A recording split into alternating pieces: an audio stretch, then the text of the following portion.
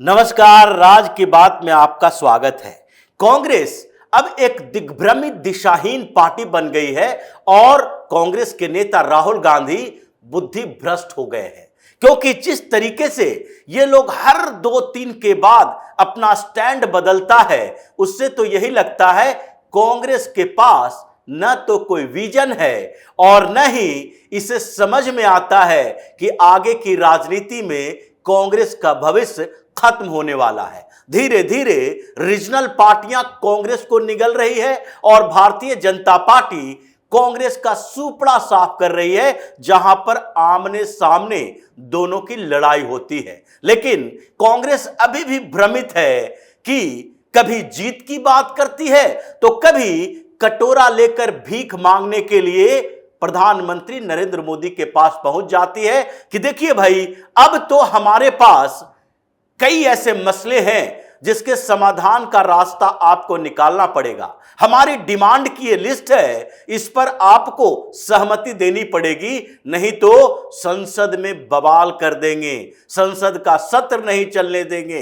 ये सामंजस्य की बात नहीं करते, बल्कि आमने सामने की लड़ाई की बात करते हैं। तो जब पीएम मोदी अपने सहयोगी पार्टियों के डिमांड की लिस्ट को ऐसे ही ठुकरा देते हैं, तो फिर कांग्रेस की डिमांड की लिस्ट कैसे काम आएगी? धक्के मारकर राहुल गांधी के इन चापलूसों को बाहर निकाल दिया गया कि तुम परंपरा की बात करने के लायक नहीं हो, तुम उस लायक भी नहीं हो कि तुमसे बातचीत की जा सके, क्योंकि अब तो सामना संसद के अंदर ही होगा। संसद से बाहर तुम लोगों के साथ एक कट सी है जो फॉर्मेलिटी अदा की जाती है, जैसे प्रधानमंत्री के तौर पर नरेंद्र मोदी के तीसरी बार शपथ ग्रहण समारोह में एक फॉर्मेलिटी अदा की गई थी मल्लिकार्जुन खड़गे को इनवाइट करके, और मल्लिकार्जुन खड़गे वहां गए तो, लेकिन ऐसा लगा जैसे सांप सूंघ गया है। चेहरा ऐसे दिख रहा था जैसे जेलस ईर्ष्या की भावना उनके हर अंग अंग से बाहर टपक रहा हो, उनको ऐसे कैद कर दिया गया हो कि वो इधर उधर देख नहीं सकते। मुस्कुराहट चेहरे से कोसों दूर चली गई थी।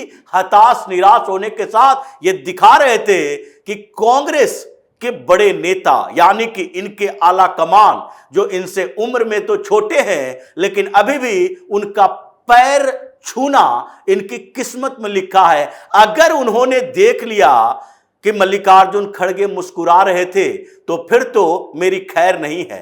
यह मल्लिकार्जुन खड़गे जैसे नेताओं की किस्मत में लिखा है कि राहुल गांधी, जो कि पीएम मोदी से घृणा करता है, वो इन नेताओं को इंस्ट्रक्शन देकर भेजता है।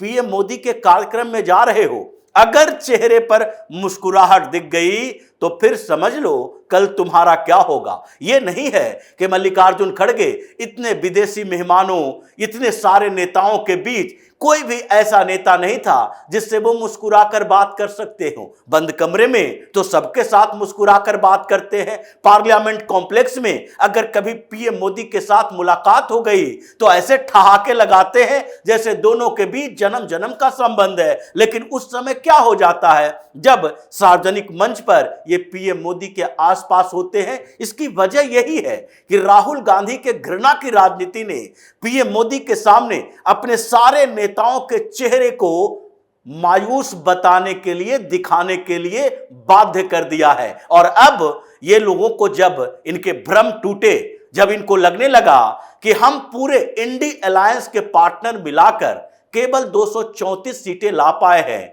जो कि भारतीय जनता पार्टी के 240 सीटें से भी कम ही है, तो ऐसे में 240 सीटें तो ज्यादा होती है।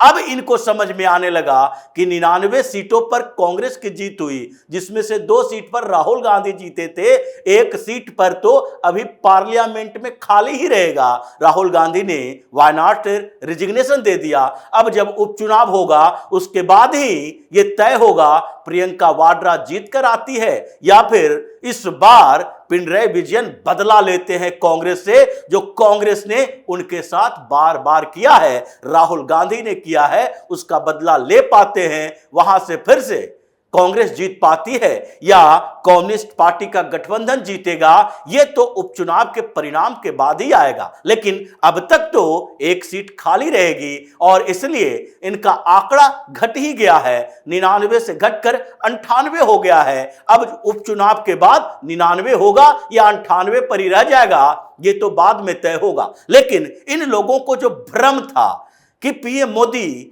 सहयोगी पार्टनरों की दया पर है, इसलिए अब हम भी बार्गेन करने की स्थिति में है, ये डिमांड की लिस्ट लेकर पहुंच गए कि संसद में अगर सही तरीके से काम करना है तो हमें भी मौका दीजिए। नेता प्रतिपक्ष तो बनना ही है। इतने सालों तक इंतजार जो कर रहे थे, 99 सीटें तो आ गई है, अब नेता प्रतिपक्ष की भूमिका तो मिलेगी। लेकिन राहुल गांधी को ये तो अब तक तय नहीं कर पाए कि हम नेता प्रतिपक्ष बनेंगे, क्योंकि रिजोल्यूशन तो सीडब्ल्यूसी की बैठक में पारित हो गया था। इस बात के लिए रिजोल्यूशन पारित नहीं हुआ था कि आप रायबरेली और वायनाड में से दोनों में से कौन सीटें छोड़ेंगे, लेकिन इस बात के लिए तो सब लोगों ने रिक्वेस्ट किया कि आप नेता प्रतिपक्ष के तौर पर अपने लिए स्थान बना लीजिए, आप घोषित कर दीजिए कि हम लीडर ऑफ अपोजिशन बन जाएंगे। लेकिन अब 24 जून से संसद का सत्र शुरू होने वाला है। उस समय स्पीकर, डिप्टी स्पीकर का चुनाव भी होगा। सारे नवनिर्वाचित लोग जो हैं वो सांसद की शपथ लेंगे और उसके बाद 27 जून को माननीय राष्ट्रपति द्रौपदी मुर्मू ज्वाइंट सेशन को संबोधित भी करेंगी। लेकिन इस बीच अब 24 जून से पहले राहुल गांधी का कंफ्यूजन अभी तक खत्म नहीं हुआ है कि वो लीडर ऑफ अपोजिशन का पद लेंगे या नहीं लेंगे। भले ही मजबूरी थी, 14 दिन की बाध्यता थी, तो उसमें इन्होंने वायनाड की सीट छोड़ने का निर्णय ले लिया। प्रियंका वाड्रा को वहां से चुनाव लड़ना है। लेकिन फिर भी अब इनकी डिमांड क्या है?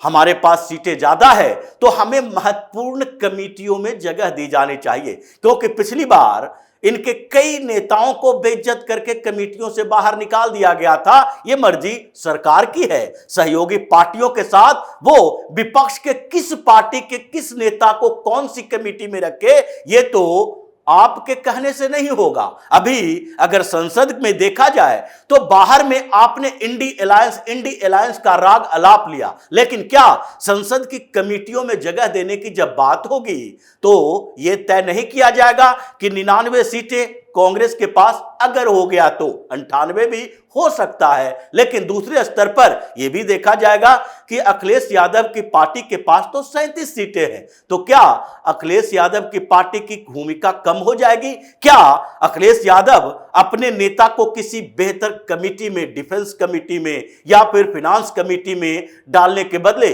कांग्रेस से कहेंगे कि नहीं नहीं, हम तो कांग्रेस के लिए सारे पद त्याग दे रहे हैं, या फिर ममता बनर्जी ही हो या फिर डीएमके के स्टालिन ही हो, इन पार्टियों के पास सीटें हैं तो ये लोग भी यही तय करेंगे। क्या इसके बदले कांग्रेस निर्धारित करेगी कि इंडी अलायंस के सारे पार्टनर एक आवाज में बोल रहे हैं, इसलिए आप निर्धारित नहीं करेंगे, हम लोग बैठकर ये तय करेंगे कि किस कमेटी में कांग्रेस को जगह दी जानी चाहिए, किस कमेटी में सपा को या टीएमसी को या डीएमके को जगह दी जानी चाहिए, या उद्धव ठाकरे की पार्टी के किन सांसदों को किन कमेटियों में रखना चाहिए, ये तो सरकार निर्धारित करेगी, एनडीए वाले निर्धारित करेंगे, आप निर्धारित नहीं करोगे।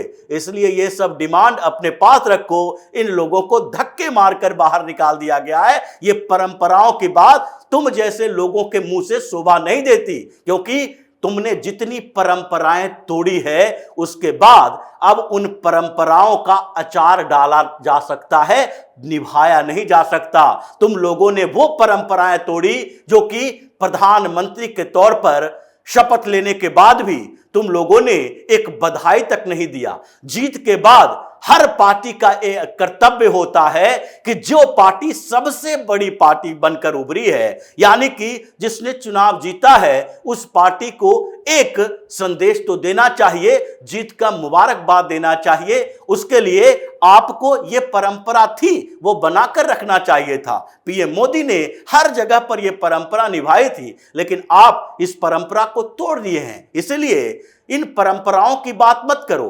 प्रधानमंत्री के लिए जितने अपशब्दों का इस्तेमाल करना तुम लोगों को उचित लगता था तुम लोगों ने किया। मोदी की कब्र खुदवाई, तुम लोगों ने मोदी को नाक कहा, जहरीला नाक कहा। तुमने क्या क्या नहीं कहा है जो कि प्रधानमंत्री के लिए यह शब्द का उपयोग नहीं किया जाना चाहिए था। तो अब ये परंपराओं की दुहाई ना दो कि हम विपक्ष में बैठे हैं तो डिप्टी स्पीकर का पोस्ट हमें चाहिए। किस बात के लिए तुम्हें डिप्टी स्पीकर का पोस्ट दिया जा सकता है जब तुम्हारे पास अभी भी 234 की संख्या है, वो भी पूरे इंडिया अलायंस मिलाकर, और 234 तो तुम बता रहे थे, अभी तो घट के 225 के आसपास हो गया है। एक सीट तो तुम्हारी खाली है, दूसरे में राजस्थान की दोनों पार्टियों ने एनडीए को सपोर्ट कर दिया है, दो नॉर्थ ईस्ट के इंडिपेंडेंट एनडीए के साथ हैं, उसके बाद कई और दूसरे जगह के सांसद, छोटी पार्टियों की जो बात करें वो भी जो इंडिया अलायंस का पार्टनर हुआ करता था, आज एनडीए को सपोर्ट करने के लिए, मोदी को सपोर्ट करने के लिए तैयार है। तो तुम 225 सीटों का आंकड़ा रखो और बार्गेन ऐसे करो कि लोकसभा में अगर स्पीकर का चुनाव हुआ तो हम कोई बड़ा खेल कर सकते हैं। किसके बदौलत? टीडीपी के बदौलत, क्योंकि नीतीश कुमार ने तो पूरी तरह से सरेंडर कर दिया और उनकी पार्टी के नेता ने पिछली बार की जो बातें थी वही दोहराई कि भाई हमारे पास इतने सांसद पहले भी और अब भी नहीं थे जो कि पीएम मोदी से बार्गेन कर सके, लेकिन फिर भी उन्होंने हमेशा हमारा ख्याल रखा। बिहार में हमारे नेता को मुख्यमंत्री का पद दिया और यहां डिप्टी चेयरमैन हमने डिमांड नहीं रखी थी, उनके तरफ से यह आया था कि डिप्टी चेयरमैन का पद आपको देते हैं। आज भी डिप्टी चेयरमैन राज्यसभा में हमारे हैं। हरिवंश बाबू को उस समय भी नहीं हटाया गया जबकि एनडीए से नाता नीतीश कुमार तोड़ चुके थे। तो ऐसे में समस्याएं तो है।